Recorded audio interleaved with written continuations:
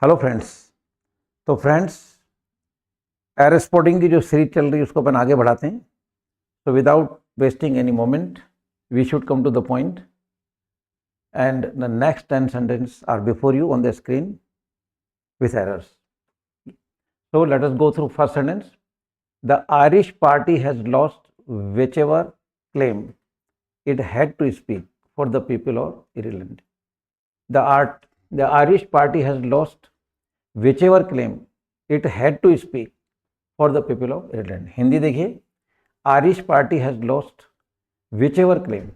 Irish party ने जो भी मतलब जो दावा किया था वो उसका लॉस्ट हो गया, खत्म हो गया। It had to speak for the people of Ireland, और ये चीज़ मतलब बोलनी पड़ी आयरलैंड के लोगों के बारे में। फ्रेंड्स, ये विच एवर कोई शब्द नहीं होता, आप इसके करेंगे what ever. Clear? So we have to delete whichever and insert whatever. Now the sentence is right. Friends, next sentence. The difference between a good walker and a bad one is that one walks with his heart and another with his feet. Once again, the difference between a good walker and a bad one is that one walks with his heart and another with his feet.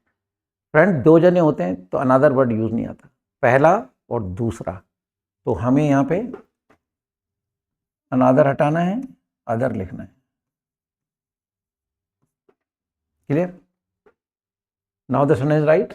The difference between a good walker and a bad one is that one walks with his heart and another with his feet. Hindi देखिए, the difference between a good walker and a bad one कहता है कि एक अच्छा दौड़ने वाला है good walker, एक बुरा दौड़ने वाला है। ठीक है, इन दोनों में डिफरेंस क्या है? ये डिफरेंस कह रहा है इज दैट, वो डिफरेंस है कि one walks with his heart, track पर एक आदमी दिल से दौड़ता है, and other with his feet, और दूसरा टांगों से दौड़ता है। तो जो दिल से दौड़ेगा वो जीतेगा, जो टांगों से दौड़ेगा वो नहीं जीतेगा। कुल मिला के इसमें एक बहुत बड़ी प्रेरणा है, एरर्स तो है ही, यानी कि हमें हर काम दिल से करना है, डिटरमाइन करना है। जैसे मैं आपको कहता हूँ कि कुछ नहीं, जो भी करना है बिल्कुल डिटरमाइन करिए कि करना ही करना है, तो विजय निश्चित है। तो यहाँ पर हम दो का मतलब जो है ना तुलना हो रही है, कंपैरिजन हो रहा है अच्छे दौड़ने वाले की और बुरे दौड़ने वाले की।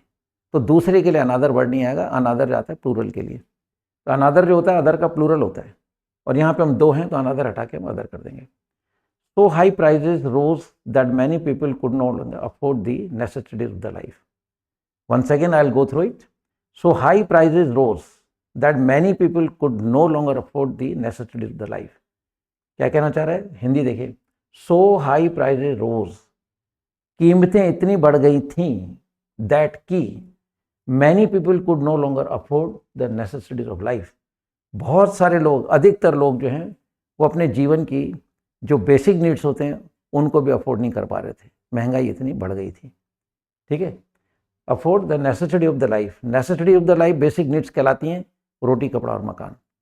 फ्रेंड्स, इसकी हिंदी कर रहे हैं, कीमतें इतनी बढ़ गई थी, तो ये पास्ट परफेक्ट टेंस का सेंटेंस है, तो ये हम रोज हटा के और यहाँ कर देंगे हैड राइजन हिंदी के हिसाब से। तो ये बढ़ गई थी पास्ट परफेक्ट टेंस का सेंटेंस है। तो we have to delete rose and we have to insert had risen. Clear? Next आता है, I am looking at this picture for 5 minutes but I can not see you in it. Once again, I am looking at this picture for 5 minutes but I can not see you in it. Friends, आपने देखा होगा school magazine में हर class के बच्चों का एक group photo होता है, तो उसमें 50, 60, 70 बच्चे होते हैं। तो उन बच्चों के चेहरे इतने से आ रहे हैं, शायद उसी पिक्चर की कोई बात कर रहा है कि मैं इस तस्वीर को, मैं इस मतलब जो ग्रुप के फ़ोटो को 5 मिनट से बराबर देख रहा हूँ, लेकिन मैं तुम्हारी शक्ल, मैं तुम्हें ढूंढ नहीं पा रहा हूँ कि इनमें से कौन सा है। क्यों होते इतने चेहरे, मतलब बहुत छोटे छोटे चेहरे होते हैं। वही सेंटेंस है ये, आई am looking at this picture, कि मैं इस तस्वीर को 5 मिनट से लगातार देख रहा हूँ, but I can not see you in it, लेकिन मुझे तुम इसमें नज़र नहीं आ रहे हो कि तुम कहाँ हो। क्लियर? फ्रेंड्स, आप देख रहे हैं यहाँ पे फॉर आ गया है, यानी कि जब सेंटेंस में टाइम पीरियड आ जाता है तो ऐसा सेंटेंस परफेक्ट कॉन्टिन्यूस का होता है। और परफेक्ट कंडीशंस के हेल्पिंग होते हैं बीन वाले, have been, has been, had been, shall have been, will have been, right. तो यहाँ से हम एम को डिलीट करेंगे और हम लिखेंगे have been. Now the sentence right, क्योंकि सेंटेंस टाइम पीरियड की वजह से ये परफेक्ट कंटीन्यूअस का सेंटेंस है, और हम ये एम हटा के हैव बीन कर देंगे, सेंटेंस राइट हो जाएगा। नेक्स्ट आता है the United states and Israel have signed A 15-year agreement provided for mutual cooperation. Once again I'll go through. The United States and the Israel have signed a 15 years agreement provided for mutual cooperation. Hindi देखिए, United state और Israel in दोनों ने एक agreement sign किया है 15 साल का, provided for mutual cooperation, और वो क्या हमको उपलब्ध कराएगा?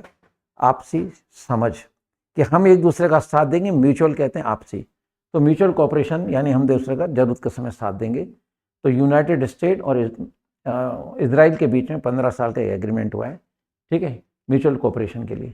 फ्रेंड्स यहाँ 15 ईयर आ रहा है, इसमें एस लगेगा, तो हम इसको डिलीट करके और करेंगे years.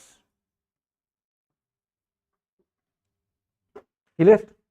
So now the sentence is the United state and Israel have signed A 15 years agreement provided for mutual cooperation.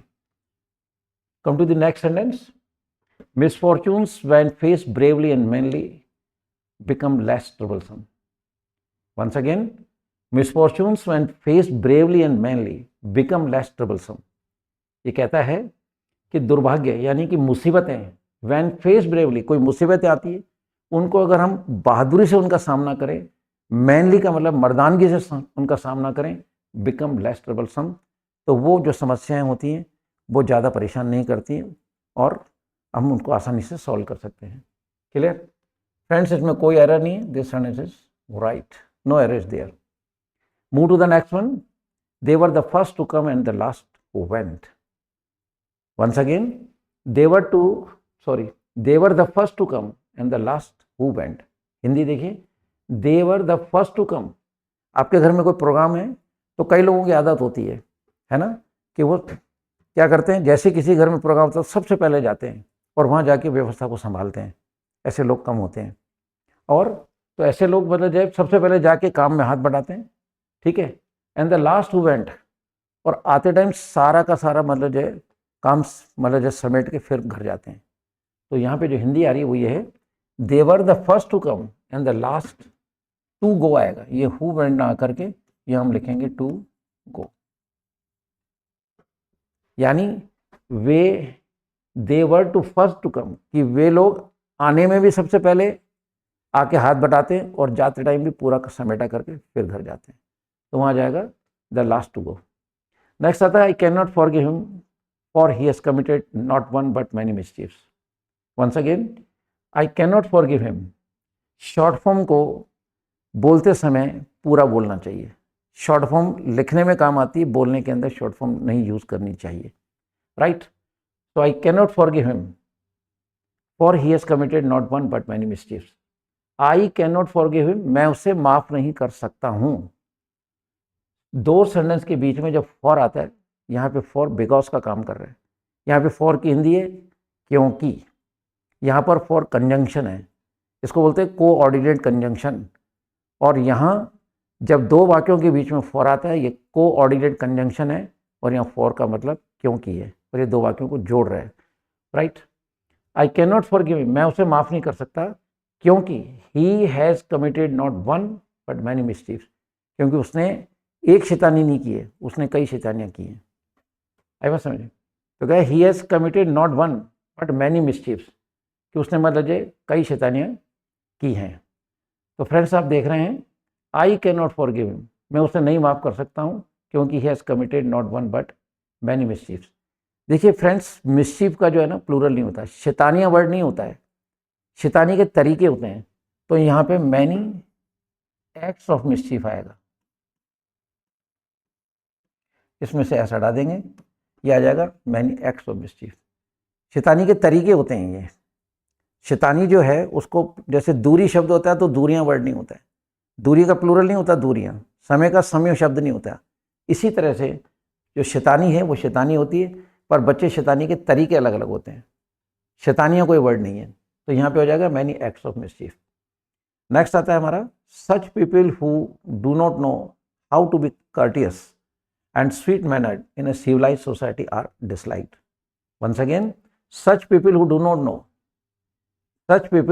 know how to be courteous and sweet mannered in a civilized society are disliked. Hindi देखिए, such people who do not know, कहते हैं ऐसे लोग जो नहीं जानते हैं how to be courteous and sweet mannered, कि शालीनता क्या चीज होती है और अच्छे मैनर्स क्या होते हैं, है ना, इन अ सिविलाइज्ड सोसाइटी। तो एक सभ्य समाज के अंदर ऐसे लोगों को नापसंद किया जाता है, पसंद नहीं किया जाता, are disliked.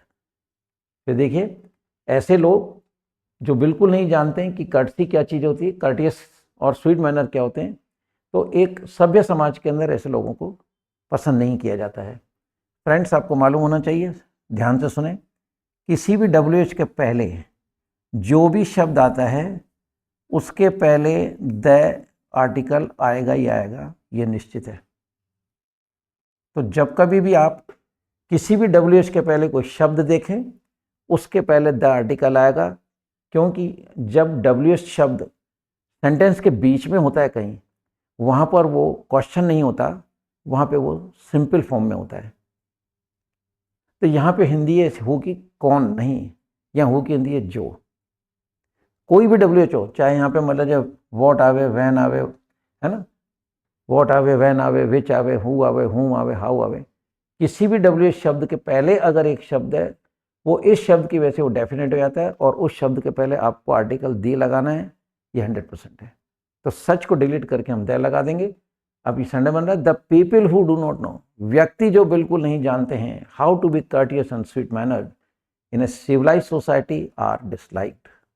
And the very last sentence before you, I knew our college library was run cathodically, but only recent did I discover how bad the situation is. Once again, I'll go through it. I know our college library was run, है ना, was run chaotically, chaotically मतलब सही ढंग से, but only recently did I discover how bad the situation is. कहता I knew, मैं जानता था, our college library was run, watch के साथ फर्स्ट फॉर्म नहीं आती है, कॉन्टिन्यूस टेंस है, तो हमको रन को डिलीट करके और रनिंग करना पड़ेगा।